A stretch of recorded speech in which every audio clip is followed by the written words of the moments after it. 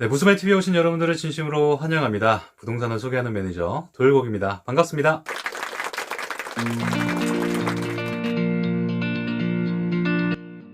네, 계약자분들이나 방문 손님들께 브리핑을 하면서 가장 궁금해하시는 것이 지식산업센터, 지상과의 비교인데요.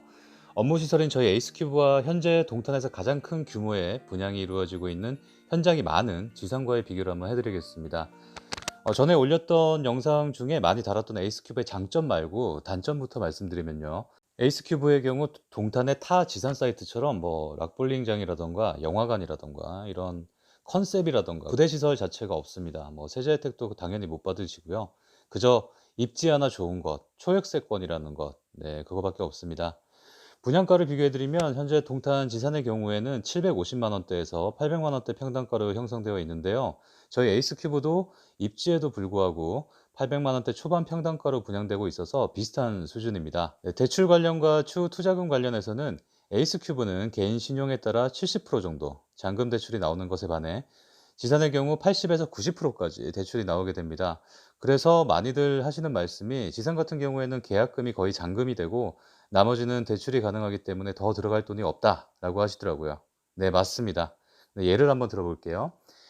계산하기 쉽게 분양가가 1억이라고 가정을 하고 지산 같은 경우에는 90% 잔금 대출일 때 계약금이 1,000만 원이니까 계약금이 곧 잔금 대출이라서 투자금이 더 필요하지 않게 되겠습니다. 에이스큐브의 경우에는 70%니까 계약금 1,000만 원 플러스 잔금 대출 2천만 원이 필요하게 되죠.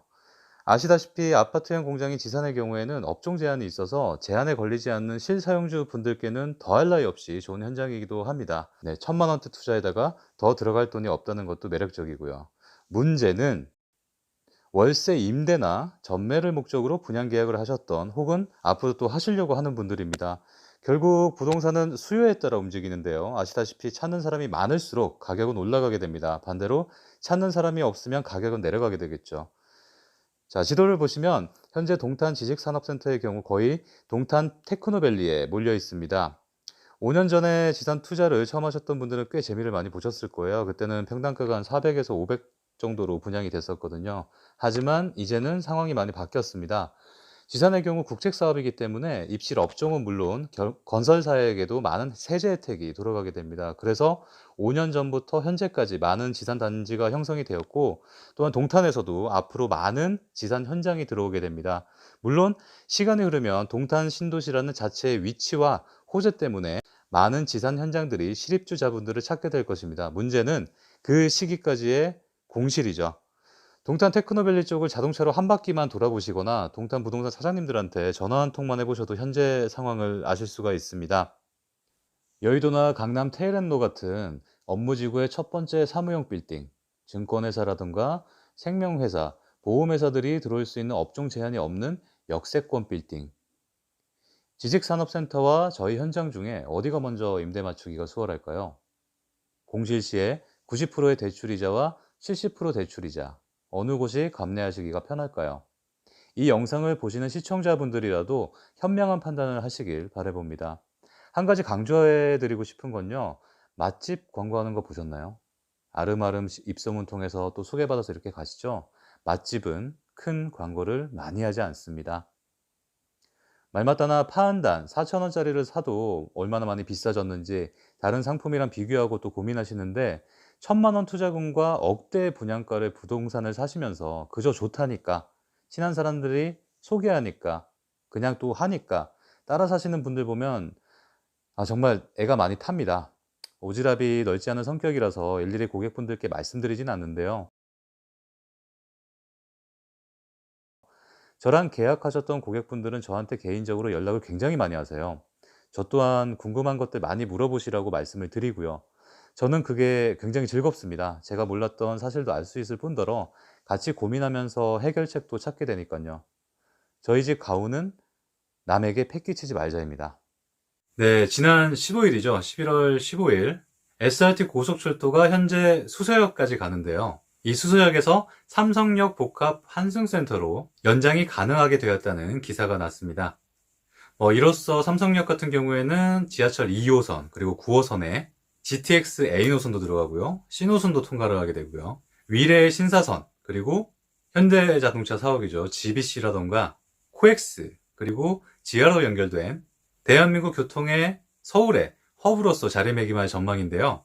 현재 동탄에서 운행 중인 SRT가 수서를 지나서 테란로, 삼성역까지 연장이 되고 2023년 3년 후에 개통 예정인 GTX A 노선이 동탄에서 출발하게 되니까 동탄에서 삼성역은 SRT 그리고 GTX A 노선까지 10분 내로 진입할 수 있는 호재가 아닐 수가 없습니다. 이 동탄 신도시의 마지막 남은 노른자 땅이고 멋지게 마침표를 찍을 저희 동탄역 에이스큐브가 첫 분양을 시작한 동탄 광역 비즈니스 콤플렉스, 동탄 광비콤에 대한 정보는 뭐 뉴스라던가 아니면 블로그 혹은 유튜브에도 굉장히 많습니다. 이 광비콤 같은 경우에는 동탄역 일대 150만 제곱미터 규모로 개발 중인 특별계획구역인데요. 이 삼성역처럼 광역 환승시설, 그리고 호텔, 컨벤션센터, 이 호텔 같은 경우 롯데호텔이 내년에 들어오게 됩니다. 벌써. 네, 업무 및 비즈니스 지원, 인프라 등이 구축되게 됩니다. 또한 이 동탄 광비콤 주변에는 삼성전자, 화성캠퍼스, 기흥캠퍼스, 현대자동차 연구소와 지식산업센터 단지죠. 동탄역 테크노밸리가 인접해 있기 때문에 비즈니스 잠재 수요는 20만원 훌쩍 넘길 것으로 아마 예상되고 있습니다. 국내외 글로벌 기업과 일반 산단 협력업체 등이 수요를 더하게 되면 경기 남부의 교통의 허브로서 동탄은 한 번 더 비상할 것이라고 예상을 합니다. 중심 산업과 업무 기능이 강화되기 때문에 이 초반에 에이스큐브 브리핑에서도 말씀드렸다시피 이 동탄 역세권에 있는 사무실에 대한 수요, 임대 수요는 벌써부터 강남에서도 문의가 있습니다. 250에서 300평대, 지식산업센터하고 달리 업종 제한이 없는 역세권 오피스 건물, 그런 오피스 건물이 현재 동탄에는 없습니다. 저희 에이스큐브가 2023년 1월에 입주하게 되면 유일한 사무실 건물이 되는 거죠. 또한 동탄 주변에 있는 서울이라던가 수원, 성남, 안양, 수도권 과밀 억제 권역에서 동탄으로 이전하는 기업에 대한 다양한 세제 혜택도 있는데요. 이 동탄 같은 경우에는 성장관리 지역이라서 조세특례법에 의거해 법인세가 4년 동안 전액 감면이 되고요. 이후 2년간은 50%가 또 감면이 되기 때문에 사무실 이전을 계획하시는 분들은 충분히 절세 효과를 누릴 수도 있습니다. 네, 홍보관 방문 고객분들 같은 경우에 제가 브리핑을 해보면은 동탄 너무 비싸잖아요. 벌써 많이 비싸졌잖아요. 라고 말씀을 많이 하시더라고요. 네, 맞습니다. 네, 동탄 많이 비싸졌고요. 이 동탄역 주변의 아파트 시세를 보시게 되면은 동탄의 현재 대장 아파트죠. 우프한 중에 하나 꿈의그린 같은 경우에 38평에 13억을 지금 실거래가 이루어졌고요. 내년에 입주하게 되면 롯데캐슬 같은 경우엔 호가가 17억까지 벌써 올라가 있는 상태인데요. 아무래도 저희 에이스큐브가 입주하는 2023년이 되면 저희가 굉장히 합리적인 가격에 땅을 낙찰받았기 때문에 당연히 주변의 아파트 시세에 대한 그 공시지가가 함께 올라가겠죠. 그렇기 때문에 수익형 부동산인데도 불구하고 시세 차익까지 노릴 수가 있게 되는 그런 현장이라고 보시면 좋겠습니다. 제가 함께하고 있는 동탄역 에이스큐브 현장은 이 코로나인데도 불구하고 또한 많은 광고가 있지 않았음에도 불구하고 오피스 60% 물량의 1차 분양이 완판이 됐습니다. 이거 역시 저희 현장에 대한 미래가치를 아시는 분들이 아름아름 하셔서 전부 먼저 선점하셨다는 반증이 되겠고요. 현재는 상가를 포함한 저희가 1층부터 5층까지 상가, 6층부터 23층까지가 오피스인데요. 이 상가를 포함한 2차 분양분을 준비 중에 있습니다. 매주 일요일 3시에 홍보관에서 진행이 되었던 경품 추첨 행사도 코로나로 인해서 좀 잠정 연기된 상태고요. 아무쪼록 이 코로나가 빨리 진정이 되어서 완벽하게 이번 현장이 마무리되었으면 하는 바람입니다.